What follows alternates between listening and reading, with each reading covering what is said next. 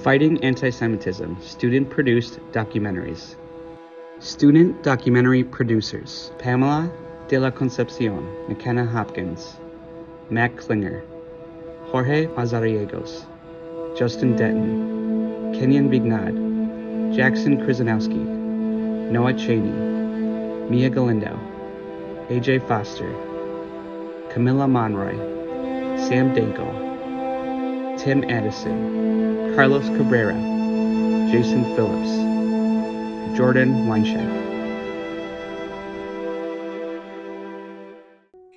During World War II, the Lutheran German pastor Martin Niemöller was imprisoned by Nazi Germany in the Sachsenhausen and Dachau concentration camps.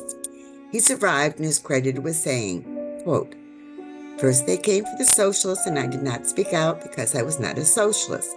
Then they came for the trade unionists and I did not speak out because I was not a trade unionist. Then they came for the Jews and I did not speak out because I was not a Jew. Then they came for me and there was no one left to speak for me," end quote. Why anti-Semitism? To understand the Holocaust, you have to understand anti-Semitism. And why anti-Semitism today? I wish I were irrelevant. In 1933, the Nazi Party came to power in Germany under the dictatorship of Adolf Hitler.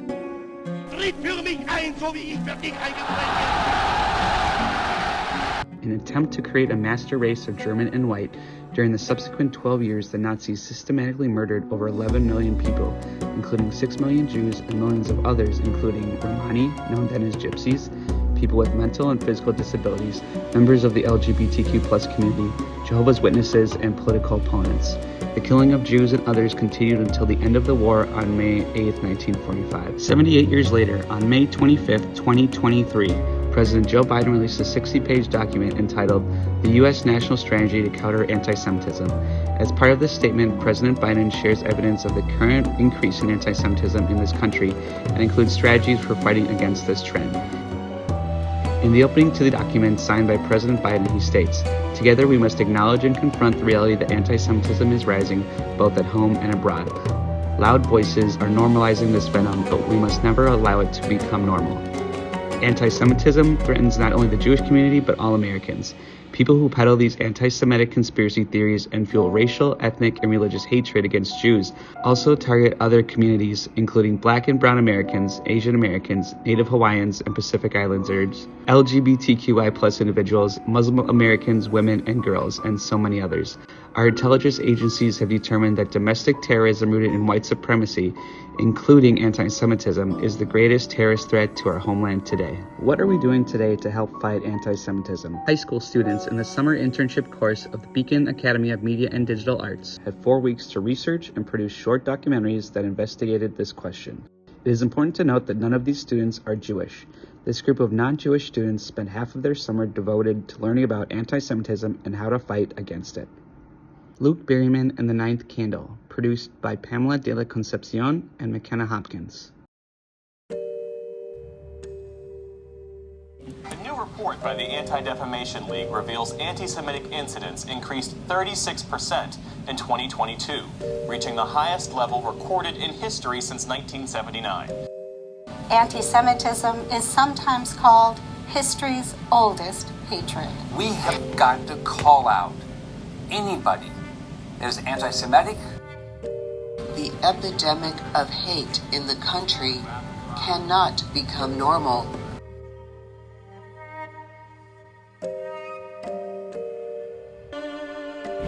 Reminder that hate never goes away, it only hides.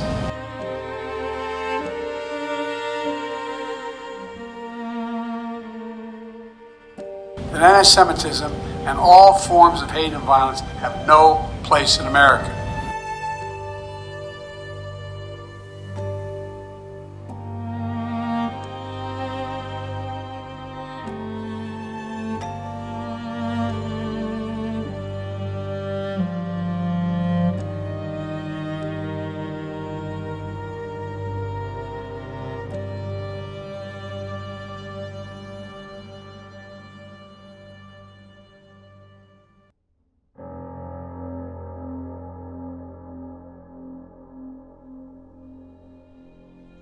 I would explain anti-Semitism as a specific form of discrimination against Jewish people that was born in late 19th century Europe.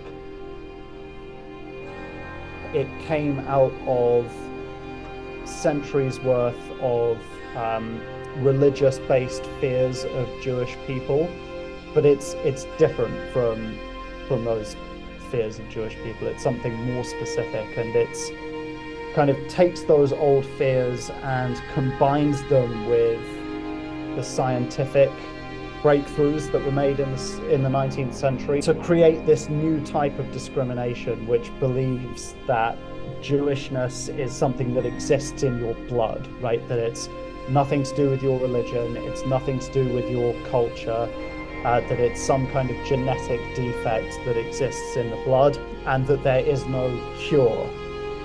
Anti-Semitism reached a climax in the period between 1933 and 1945 in Germany, but it existed long before then, and it's existed ever since then too.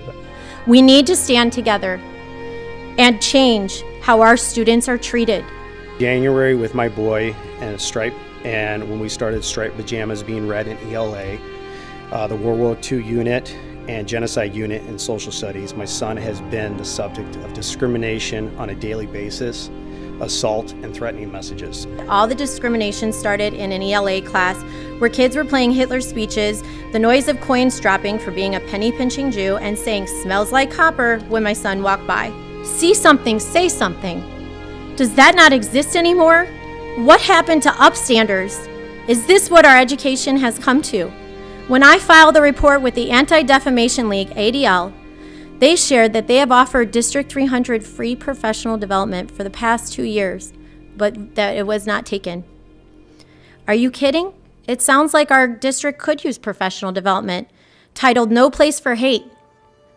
Especially since the 4 students that have been caught by adults actually all came from the same ELA class where my son reported discrimination was occurring, but nothing has been done with that teacher. We reached out to Community Unit School District 300, headquartered in Algonquin, Illinois, for a comment, but did not receive a response. Students need to be properly educated on the Holocaust in school, along with the Anti-Defamation League. The Ninth Candle offers free educational programs for students and professional programs for teacher. The Ninth Candle is a 501c3 non-profit organization, and we work with schools across the United States to try and improve the way that the Holocaust is taught in the classroom. So half of what we do is educational programs for students in grades 6 through 12.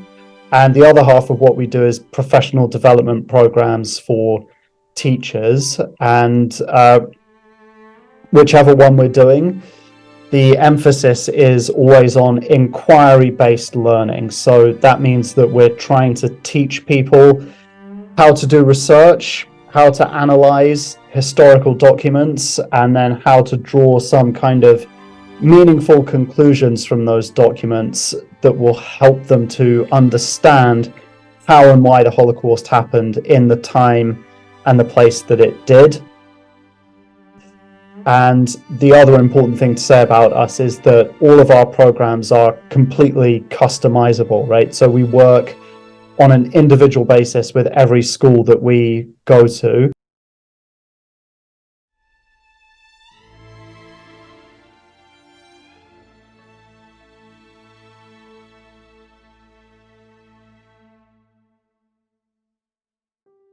Obviously, for Jewish people in particular, it makes life difficult and scary, but I think in a wider sense, it diminishes all of us, right? It's if people are being excluded from society for reasons to do with discrimination, it's detrimental to everyone in that society. So I think it has negative effects in that it encourages people to be closed-minded. It encourages people to think and act and behave in ways that are hateful, the less diverse our society is, the more it's diminished for everyone. So obviously there are very real concerns for Jewish people about anti-Semitism, but it is bigger than that, right? At the ninth candle, we say that anti-Semitism is everyone's problem, and I really believe that anti-Semitism diminishes.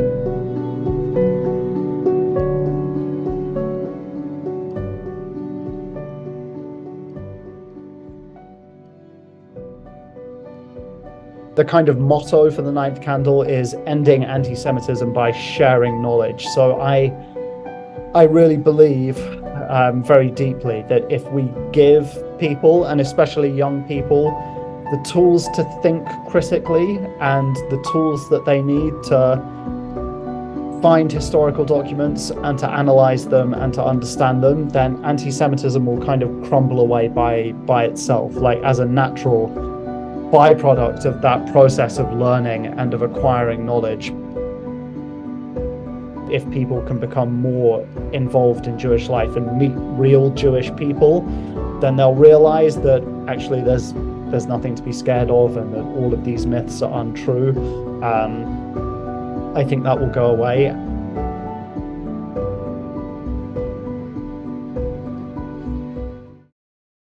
Keshet, produced by Matt Klinger.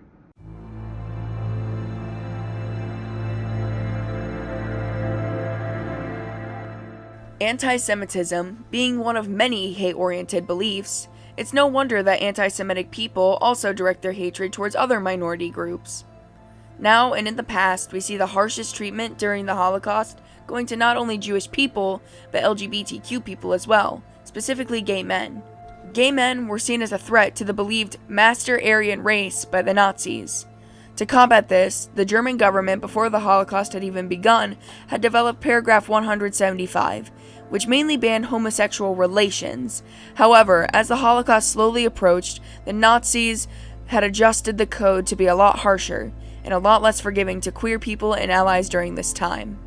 The book, The Men with the Pink Triangle by Heinz Hager, while mainly containing a story based off of the tragedies that happened to gay men during the Holocaust, also contains information that the story takes inspiration from, including names of victims as well as one gay Jewish man, Magnus Hirschfeld. Magnus Hirschfeld had been a revolutionary figure and remains important even in our current day. Dr. Hirschfeld dedicated his life to the study of gender and sexuality despite the violent opposition of the Nazi Party against his studies and works. His revolutionary theories and research of gender and sexuality allowed Hirschfeld to found the first Institute for Sexual Science in 1919. The institute became a popular destination for writers, scholars, and people who looked for counseling about their gender and sexuality. Despite the repeated attempts to erase his works by the Nazis, his research lives on as a reminder that there were people who were willing to fight against the world that so badly wanted them gone forever. In the introduction of The Men with the Pink Triangle, Dr. Klaus Müller states, "There's little documentation on the treatment of Jewish camp inmates who were also marked with a pink triangle. However, some testimonies suggest a pattern of special brutality during police raids towards gay men were discovered to be Jewish as well." While other Holocaust survivors were recognized as survivors by the outside world, the men who wore the pink triangle never received that recognition. In the current day, the organization Keshet provides community for LGBTQ Jewish people and fights for the equality and deeper connection of Jewish communities. Keshet, meaning rainbow in Hebrew, is a fitting name for this inclusive organization that supports their queer Jewish community. Keshet provides many resources on their website for people who seek community with them and local to them, especially Keshet's Chief Communications Officer, Jay Smith. Our biggest body of work is actually our education and training program. We have a leadership program called the Shivyon program, in which institutions can participate in a geographically cohort-based program for an annual learning project in which they get to learn with one another and develop individualized learning plans to help their institutions be more affirming to LGBTQ folks. What Keshet's hope is, and what we've been communicating, is that We want people to continue to live their authentic and joyous selves, and we are continuing to be committed to fostering those environments within institutions, which is, a lot of the work that we do, and crafting those environments for youth so that they have safe spaces to come to still be themselves. We deserve to have spaces where we can be our full selves, that we deserve to be able to authentically live in the way that we know that we should, with joy and resilience and spirit and support, and that we're going to continue to fight for that so that everybody can have it. And I do believe in the future we will, and that people who need to do something differently in order to protect themselves and their families right now should do what they need to do to make it. Anti-Semitism has a very, very long, thousands of year long history, right? And what we're seeing now is that it hasn't gone away. It's been perhaps a bit more dormant, but it's rearing its ugly head again. I think as Jews, we also know that we stand on the shoulders of survivors, and that we, as a community, have faced so much hardship that we know the power of resistance and resilience. What keeps me grounded in the work on the day-to-day is my belief in a more just future, and that we can have a world where one day Keshet is not needed and we can work ourselves out of a job, right? And I think that all of us here have that vision in mind. And although right now it feels more difficult, we are all working toward that world that we know is possible and on the horizon, where queer and trans Jews are full of, and our Jewish communities are full spaces of belonging, where we can all truly be ourselves. And I want that for our country as well, right? Where queer and trans Jews can fully just exist and live our lives and be loved and celebrated for who we are in our broader communities too. If you are an individual, we have ways to get involved with our legislative work and contacting your legislators about stuff that is happening. If you are a Jewish institution, reach out to us for ways that you can also plug in around our advocacy work, or bring somebody in that could help train or support your institution in the work that you're already doing. And if you are a LGBTQ Jewish youth, know that you are loved and valued, and there are spaces for you to be amongst your peers and supportive adults. In a terrifying time, so similar to the times of the past, Keshet and all the people who stand with them hope for a brighter future that they continue to fight for and will always fight for, proving that any forms of hate that come their way will only make them want to be stronger than the hate of the world. They will rise above the ashes, just as the people before did so long ago.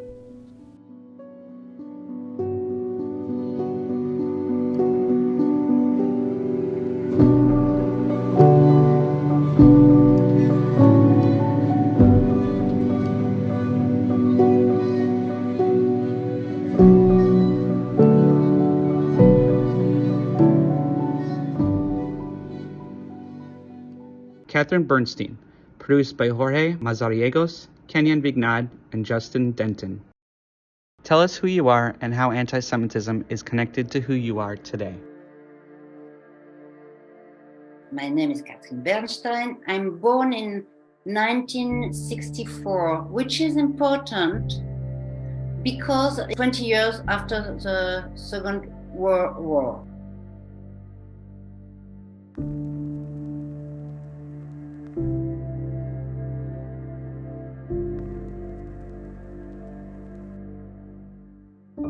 My father was Jewish and he had to hide in the countryside, in French countryside, because all his family was arrested. With many European countries being under the rule of Nazi Germany, many lost their families, their homes, their lives, their way of living, and everything that goes along with that.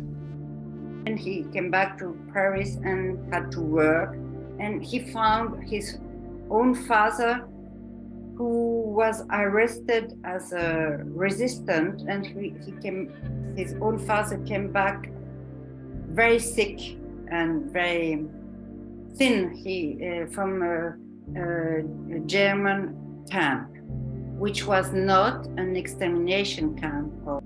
And his father was so sick that he had to work very young, and he suffered a lot not to have studied. So he was always hoping that I will study, but I didn't. Tell us about your beginning as a writer, director, and film artist. I grew up in a small city in France, in Tours, in the center of France. And I knew very young that I wanted to work behind a camera. I didn't know the different jobs. I thought in fiction. And I tried to study in university films, but it was too many film analysis, and I want to work on stage, I would say. What was the big opportunity? And one day, perchance, a producer told me, "Oh, don't you want to make a documentary film?" But suddenly, a producer said, "Make what you want." And I thought, but I never saw a documentary film before. And I thought, I will work on my family. Because your history has made you into the director you are today, what is the message you want to bring to the viewer through your films? I just want to show in each of my films that a human is a human, in fact. Just try to show the diversity and to accept that we are all human.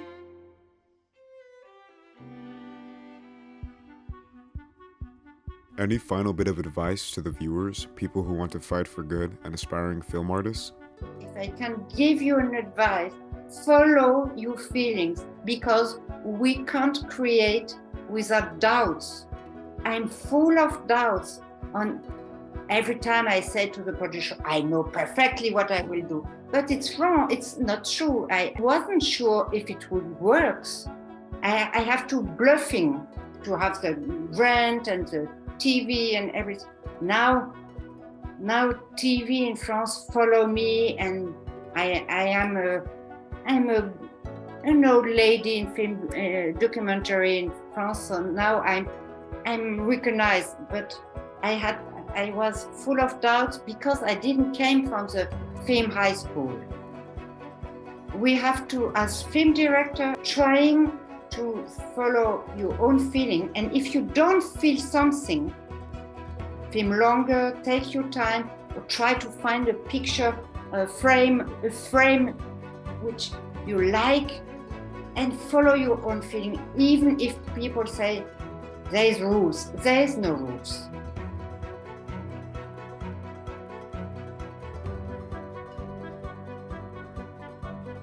Thank you, Catherine Bernstein, for your amazing work and fight against hatred in the world through your films and beautiful messages. Sincerely, the Beacon Academy. Siavosh Directi, produced by Mia Galindo and AJ Foster. Because my dad always teach me that even if we are Jews, Muslim, Christian, I decided to do something in my hometown Malmo was because my best friend I grew up with was a Jew, and for me it was very important to do something because when I was 7, 8, 9, 10 years, I already saw and I was eyewitnesses what's happening in Malmo, and to be a Jew in Malmo. So for me it was very important to stand up for my best friend who was a Jew, and he stood up for me as a Muslim. So together we was the two musketeers and was building bridge between minorities with youngsters from different culture, different backgrounds. But for me, I never forgot that he always stood up for me as a Muslim, and I stood up for him as a Jew. But together we stood up for to be a human being, and that's what we love for our city in Malmo, to live side by side as a minority. But for us, it was also very important for me to do something and take some action, because I also saw through my classmates and friends and neighbors that some of them actually denied the Holocaust. So for me, it was very important to do something and educate youngsters so they know what's happened before and also what's happening today. So for me, it was very important and to give them the knowledge and dedication to combat anti-Semitism. So for me, when I was 8, 9, 10 years, that was the first time ever I was witnesses for anti-Semitic thoughts and I will say attacks against my best friend. So that's why I decided to do something. But also actually for my parents, because my dad always teach me that even if we are Jews, Muslim, Christian, we're gonna stand up for each other. It's very important to do something in building bridge between us. I will say human beings, but first of all, our minorities here in our city, and that we will be part of this city, but also part of our beautiful country, Sweden. What I decided to do something was also because I want to building bridge, but also I want to teach and educate youngsters so we can make some education trips to visit concentration camps around Europe, but also walk footsteps for the Holocaust and see what's happened. And it's very important to understand the history and also teaching our youngsters, teaching our adults, so we know what's happening for the future. So we need to stand up for each other. If you stood up for each other, then we're going to stand up for all of us. So for me, it was very important to, first of all, to start to build a platform in Malmo. And that's why when I was 19 years old, I told my classmates, it's time that we make a trip, an education trip to visit Poland and visit the concentration camp and visit also Auschwitz. So they understand this is very important and we need to educate the future leaders of tomorrow. So that's what my first goal and mission I start to do. Savage has and is continuing to help many people, such as Muslims and Jews. He has opened many doors for his students and people he has helped. At a young age of 19 years old, he is encouraged to do all these wonderful things. This is truly an amazing thing, and we're also very grateful for everything he has done for all of us. Dove Foreman, produced by Noah Cheney and Jackson Krzyzanowski. Modernization with writer Dove Foreman. Over the past few years, anti-Semitic acts have been on the rise. More recently than ever, social media is a frequent platform used by anti-Semitists to spread hate against Jews and other groups. Anti-Semitism in schools has especially risen over the years. According to the Anti-Defamation League, over the past year alone, incidents in K-12 schools have risen by 44% from the previous year. Dove Foreman is an author and social media influencer with over 2 million followers on TikTok and 1 million in total across other platforms. He is using social media to share the story of his great-grandmother, an Auschwitz survivor. My name is Dove Foreman. I'm 19 years old, and for the past 2 years I've been working together with my great-grandmother, a 99-year-old Auschwitz survivor, Lily Ebert, to share her story on social media with the world. I've worked with various governments and international organizations, including the United Nations, on projects to further Holocaust education in classrooms across the world, including in countries where they're not really allowed to teach about the Holocaust. In late 2021, Dove and his great-grandmother wrote a book called Lily's Promise, talking about his great-grandmother's life during the Holocaust and her experience as a survivor of Auschwitz. As I said at the beginning, I focus on the positives. There were millions, if not over 1 billion people who had watched our videos and who wanted to learn and who were interested in the story and who sent positive comments every day. And that's what I like to concentrate my time on, because those are the people we're impacting. Those are the people who we care about. And the community that we've built is incredible. And we thank every single person who watches our videos. And that's the reason we want to continue to educate in the form of traditional media and traditional education, which is the book. Even with all the organizations and groups working to fight anti-Semitism, Jewish people still experience hate everywhere in the world. Everyone has a voice. Everyone has the opportunity to change even one person and use their, whether it's social media platform, even if you only have 100 followers, for good. And I always say to my great-grandmother and to everyone that we have 2.1 million followers on TikTok and 50,000 on Instagram, and it's great. The numbers are amazing, and I'm so happy that so many people learn.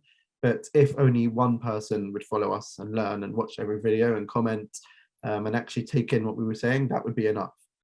Because at least I could say that I've changed one person's world in a way.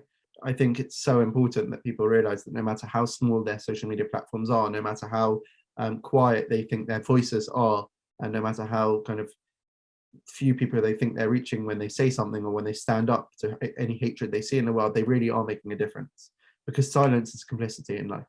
And whatever hatred we see, whether it's anti-Semitism, whether it's pure racism, whether it's Islamophobia, we have to stand up and we have to say that is not okay, that's not acceptable, and it's up to us to call it out. Dov Foreman uses his social media platforms to combat anti-Semitism hate through the story of his great-grandmother. Anti-Semitism, racism of all kinds is on a rise across the world, and there is so much, especially prominent on social media, but not only on social media and in articles. I mean, in America, for example, 50% of young children under the age of 15, I think it was in a study, don't really know that 6 million people were murdered in the Holocaust. And then you have the question of the education system. Well, maybe then there's also a failure of the education system to reach those young children and to teach them, because it shouldn't be that a young child of 10 years old hasn't really learned what a Jewish person is in school, or a minority, or hasn't learned how to take in correct information. Well, maybe not at 10 years old, but at least by the time they're 15, they should have probably learned at least what the Holocaust was in a history class. There are two forms really of hatred that we're seeing in terms of anti-Semitism, mainly online, but also in the world. One is just pure ignorance and naivety and just uneducated nonsense, which is being spewed by people who are seeing rubbish on social media. For example, on TikTok, we get a lot of 10-year-olds messaging us and sharing sort of Holocaust denial and distorting ideas. And these are things which they're picking up on social media. And it's not that they're true anti-Semites, these 10-year-olds. It's just that they're being exposed to these sorts of ideas on social media at such a young age, and that's what they end up believing. So that's why, by the way, it's so important for people like myself and other Jewish and non-Jewish people to educate about the Holocaust and Judaism and all races and all minorities on social media, because it's up to us to reach those young children before the racists reach them. And then the second form is educated hatred. And of course, we know that the Holocaust did not start with the gas chambers. Auschwitz is not a place which fell from the sky.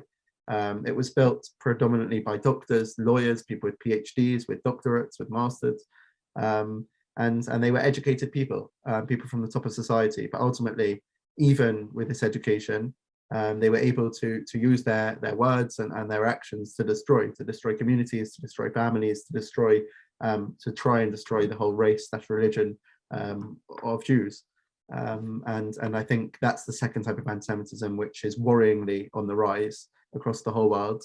Due to the pandemic, social media platforms have skyrocketed in total users, which means that anti-Semitic content has as well. With content like this out in the air, kids are more perceptible to this and believe it because of a lack of education on the events of the Holocaust. When you speak to an eyewitness, even if you don't speak to them directly, but you see them online, it gives you a very different perspective to just reading, even if you were to just read a book in the first person, to see their face and realize that this is a person who went through it, or to see the number on their arm like my great-grandmother shows on our TikTok. I think that's a very powerful thing, and especially when you get to meet a witness who was there, a survivor. I think that really changes your perspective on the stories that you hear and the stories that you learn in school and in textbooks and in regular books. I think when you hear the number 6 million, it's a tragedy, and but you can't really comprehend and understand what that means. 6 million. You can't really picture that.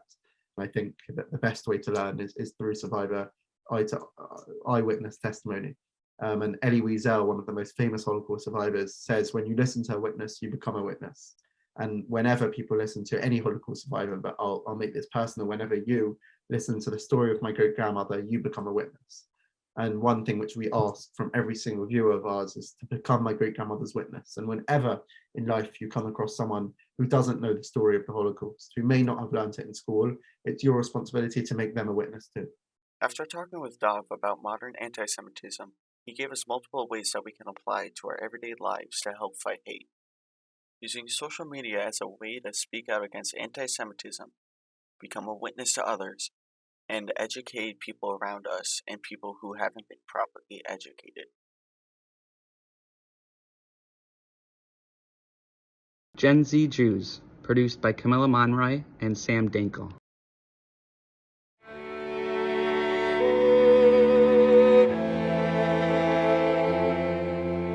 A common misconception of anti-Semitism in today's society is that all anti-Semitism ended after the Holocaust.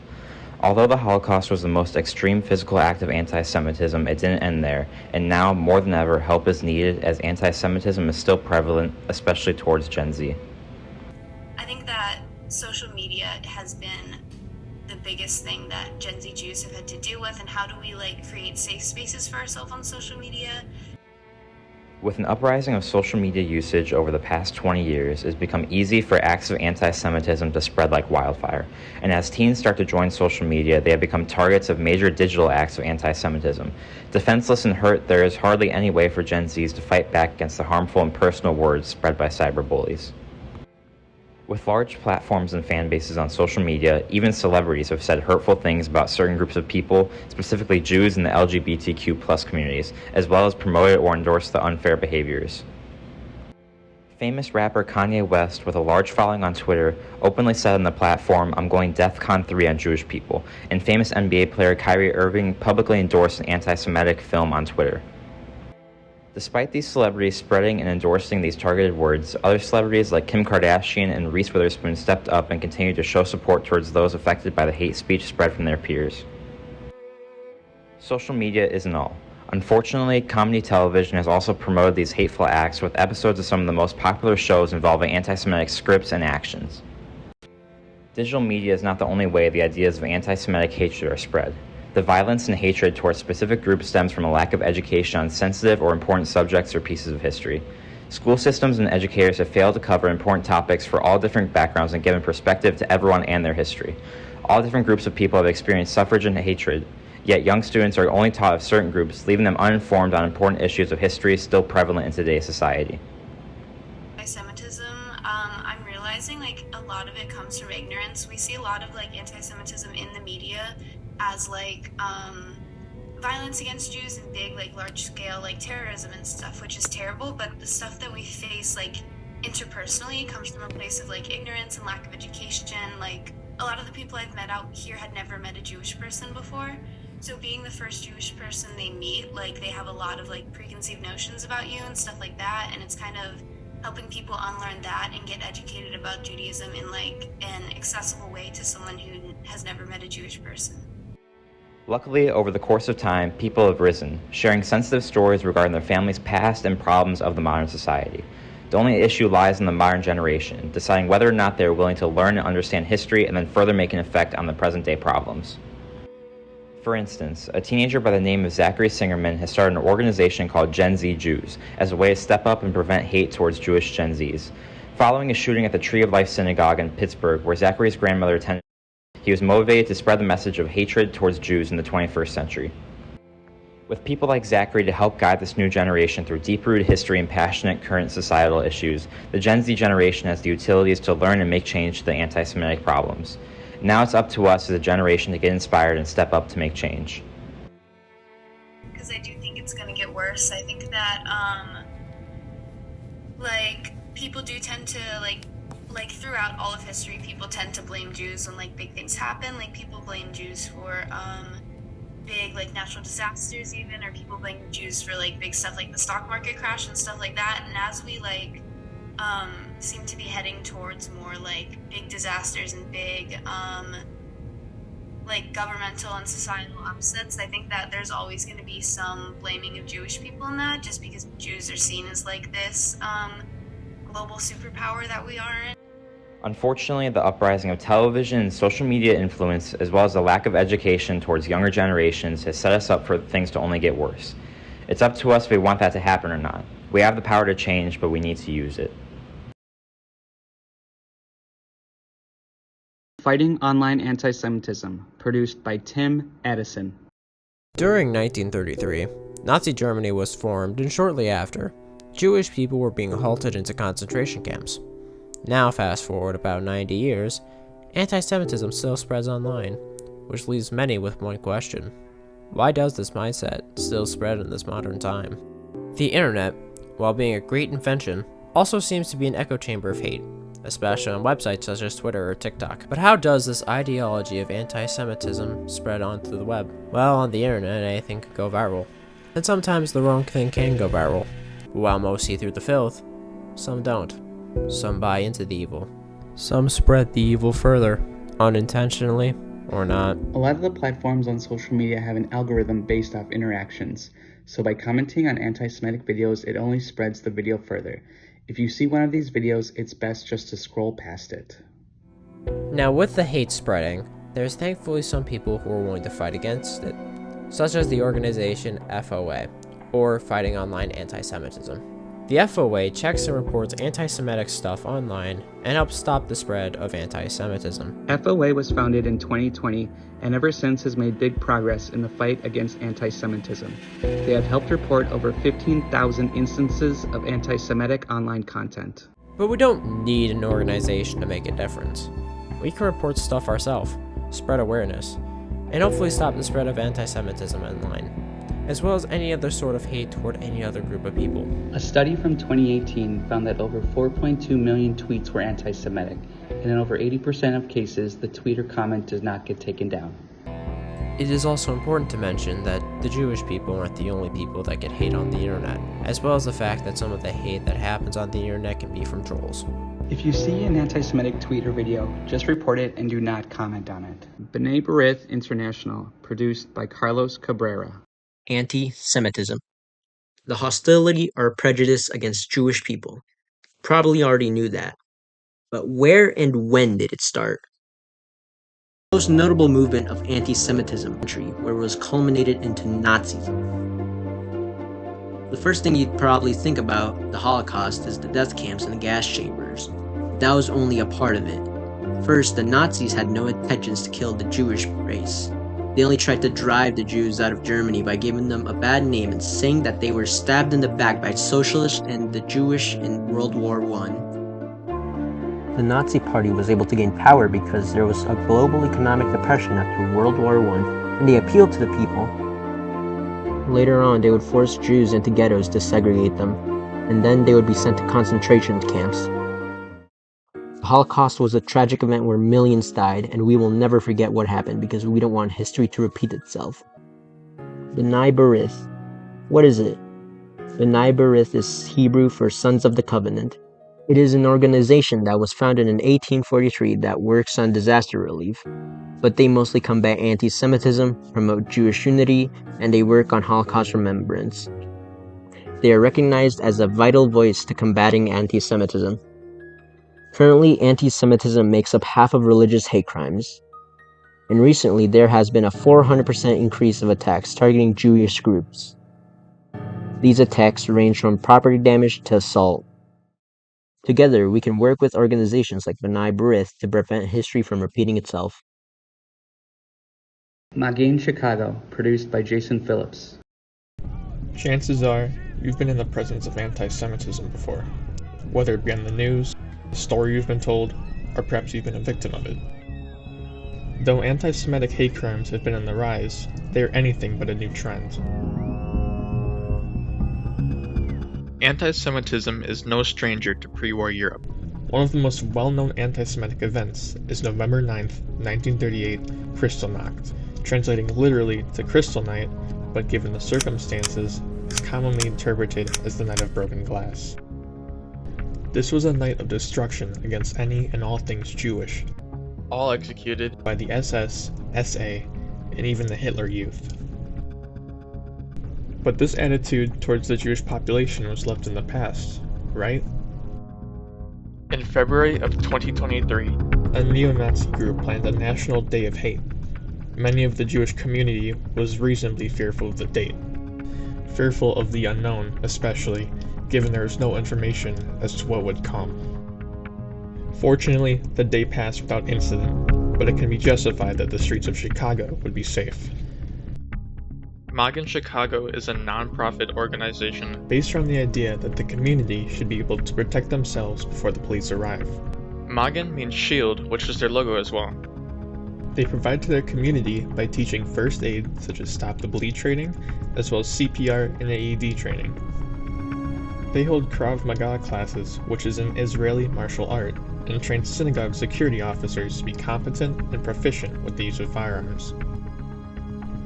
They helped to supply homes with proper security devices such as cameras to prevent an incident before it happens. So in a situation where any and all actions change the outcome, it really makes that much of a difference to have a few trained individuals to help turn the tides. Evelyn Marcus and Rosa Zegers, produced by Jordan Weinshank. You know, after the Second World War, everybody said about the Holocaust, never again. Our message is, never again is now. It's happening again. It was the year 1933, almost 20 years after the end of World War I, that led millions into a worldwide economic depression, environmental destruction, and the loss of thousands.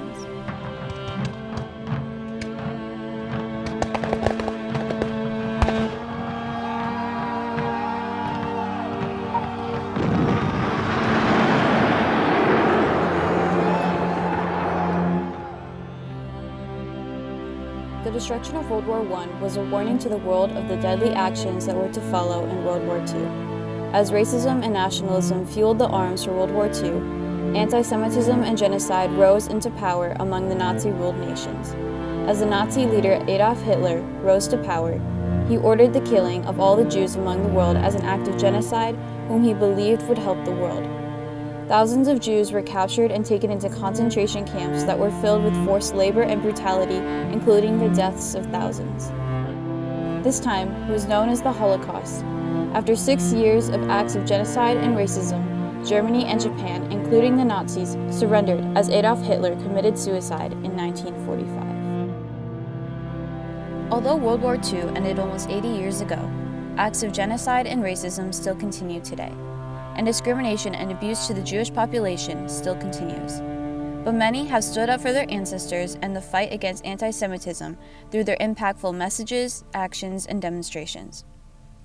Two of the many people who have stood up against anti-Semitism include Rosa Zegers and her partner Evelyn Marcus. These two major activists against anti-Semitism have devoted their lives into representing their Jewish ancestors who suffered from past acts of genocide and to further protect the Jewish population from hate, abuse, segregation, and discrimination. Rosa Zegers is a Dutch Jew who was born 15 years after the Holocaust ended. But Rosa refused to let the fear hold her back from expressing her faith and for representing her ancestors who had passed due to unjust as well as brutal acts of genocide. She grew up with the mantra, never again. And she devoted her life to advocating against anti-Semitism. Rosa first began her career in corporate and business opportunities contained in the Netherlands. As her career grew and she witnessed rising discrimination in the West against the Jews, she and her partner Evelyn moved to the U.S. to both expand their careers and advocacy against anti-Semitism. While in the U.S., Rosa accomplished many great deeds that were and are still very impactful for the fight against anti-Semitism movement. Rosa served and continues to serve on 5 boards of both for nonprofit and profit entities that include chairman participation in the AHA Foundation, which is a nonprofit organization for women's rights located in Washington, D.C. But Rosa's continued achievements do not end there. As a true global citizen, she has traveled the world and has experienced various multicultural operations. She also is fluent in 5 languages and has a passion for creating and executing effective strategies through organizations and business entities. As a successful business leader in marketing and global brand management, she has successfully led global Fortune 500 brands at Unilever, KLM Royal Dutch Airlines, Mattel, Barbie, and well-known National Geographic. But her corporate talents do not only benefit the global economy, but also benefit the fight against anti-Semitism movement, as she uses her strategic intelligence to further promote the fight against anti-Semitism movement with her partner, Evelyn Marcus. The two lovers met in 1982 through mutual friends while at a party celebrating the Zegers' wedding.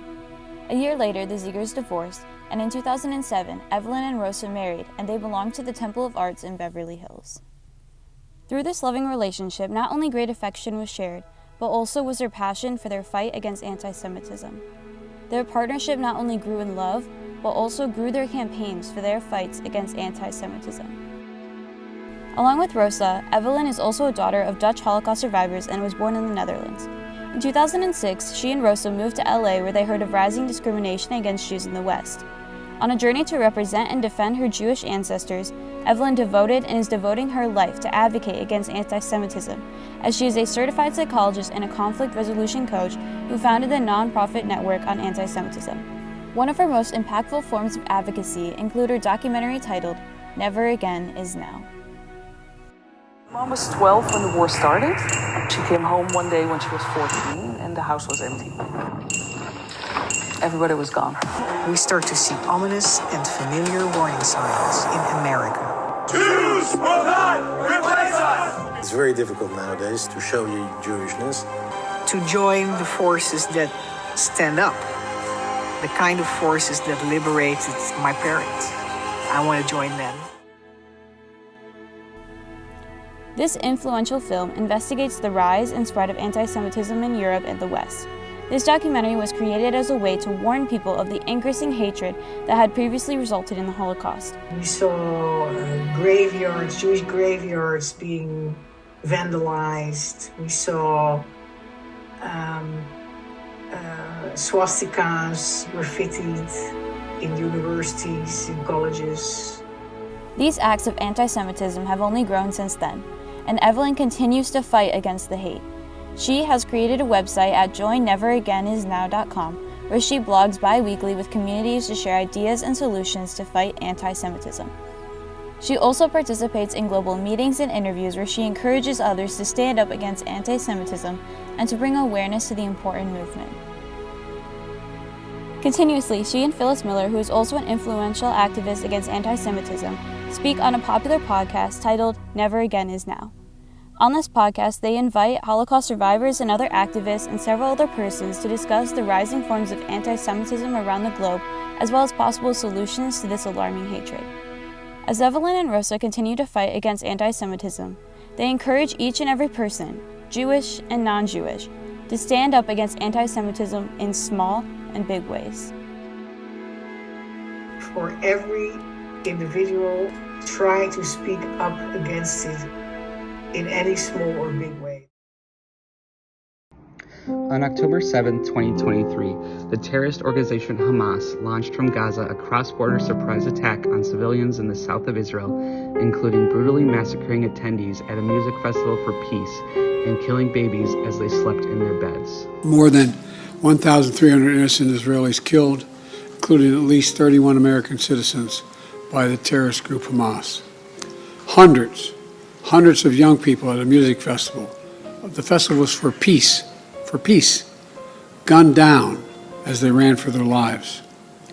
Scores of innocents, from infants to elderly grandparents, Israelis and Americans, taken hostage. Children slaughtered, babies slaughtered, entire families massacred. Rape, beheadings, bodies burned alive. Hamas committed atrocities that recall the worst ravages of ISIS, unleashing pure, unadulterated evil upon the world. What followed has been a horrific war between Israel and Hamas in Gaza, with many innocent lives being lost, including both Israelis and Palestinians who do not support Hamas. These events have caused an increase in anti-Semitism, hatred of Israel and Jews all over the world. According to the Anti-Defamation League, as of December 11, 2023, there were 2,031 anti-Semitic acts recorded in the U.S. since October 7th, an increase of 337% from the previous year. Let's take a look at a great example. The worst anti-Semitic incident in American Jewish history occurred in Pittsburgh in what is called the Tree of Life Synagogue. 11 Jews were murdered. What happened, though, afterwards tells us how to combat anti-Semitism. I am so proud of all the York Countyans who have gathered here tonight, and I'm so sad for the reason that has brought us together. Because on Saturday morning, in a quiet, leafy neighborhood in Pittsburgh, a hateful man entered a synagogue and brutally and methodically murdered 11 worshipers. These worshipers were murdered for no other reason than who they were, the religion they professed, and the God they worshiped. It was a despicable and cowardly act of anti-Semitism that has no place in our society. The mayor was there immediately. The police chief was there immediately. The district attorney was there immediately. And they said, we're going to do everything in our power to catch the perpetrator and to bring them to justice. The good anti-hate people turned out in a demonstration and said, we don't want the haters in our community. That doesn't represent us. And we want to represent Pittsburgh strong, not Pittsburgh hating. Pittsburgh Steelers and Pittsburgh Penguins, the football and hockey team, put on a Jewish star on their uniform to indicate solidarity. And the World Series, as it were, the quintessential American game, paused for a moment of silence in memory of the Pittsburgh 11. What does that mean? It means civil society must hold, and the anti-haters must what? Must come out and say, we don't want this in our community. This is not who we are or who we want to become. And we have to learn how to be with each other, live with each other, respect each other, even with differences. And that's a very important and very